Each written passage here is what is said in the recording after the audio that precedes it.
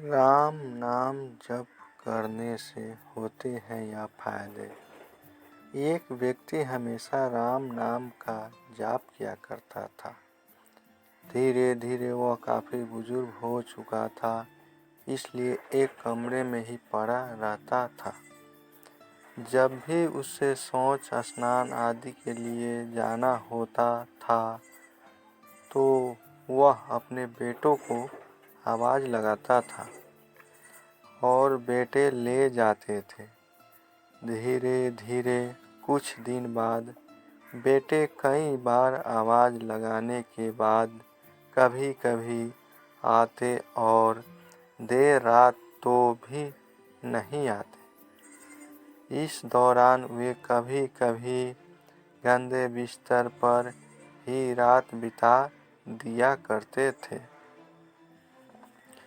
अब और बुढ़ापा होने के कारण उन्हें कम दिखाई देने लगा था।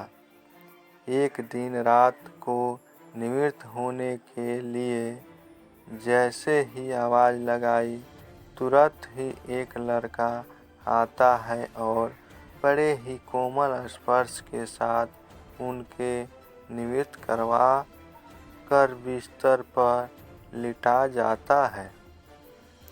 अब यह रोज का नियम हो गया था।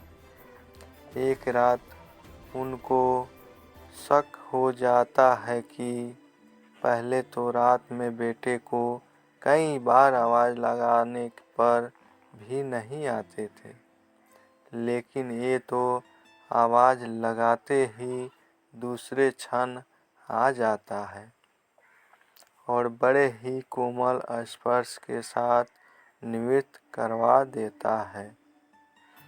एक रात वह व्यक्ति उसका हाथ पकड़ लेता है और पूछता है, सच बता, तू कौन है?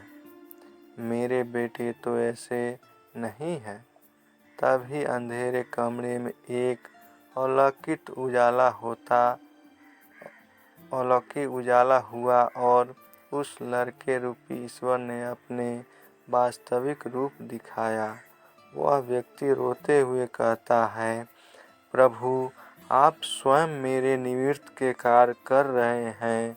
यदि मुझसे इतनी प्रसन्न है तो मुझे मुक्ति ही दे दो ना।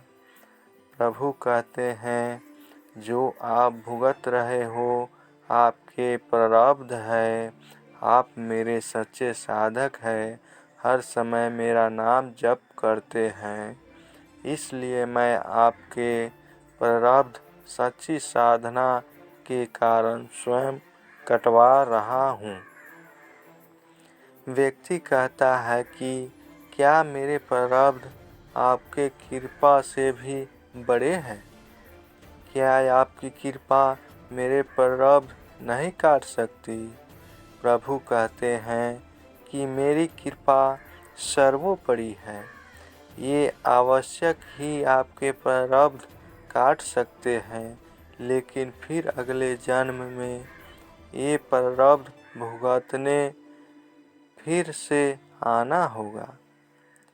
यही कार्य नियम है, इसलिए आपके प्रारब्ध मैं स्वयं अपने हाथों से कटवा कर इस जन्म मरण से मुक्ति देना चाहता हूँ।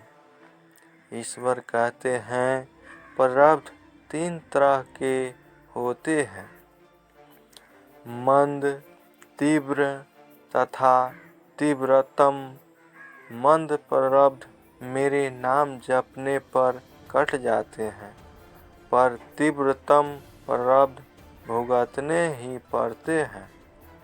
चाहे अवतार होकर आओ, लेकिन जो हर समय श्रद्धा और विश्वास से मुझे जपते हैं, उनके प्रारब्ध मैं स्वयं साथ रहकर कटवाता हूँ और तीव्रता एहसास नहीं होने देता हूँ।